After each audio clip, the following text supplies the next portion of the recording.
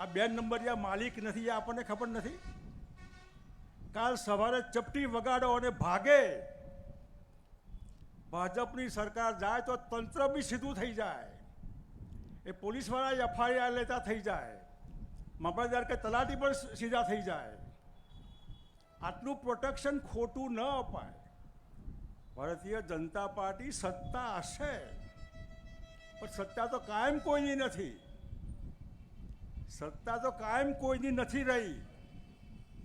માટે થઈને આટલી હદ સુધી ત્રાસ લોકોને, વધારે પડતો ડર, ભય. માટે આપણે નીડર કહીએ છીએ, શબ્દ નથી. આ આપણી જાતે એને અમલમાં મૂકવાનું છે. ડર આપણે કાઢી નાખવાનું છે. આપણાથી સરકારી તંત્ર ડરવું જોઈએ. આપણાથી ભાજપવાળા ડરવા જોઈએ કે હવે જો મતદારો વિફરશે તો, અમને મત નહીં આપે તો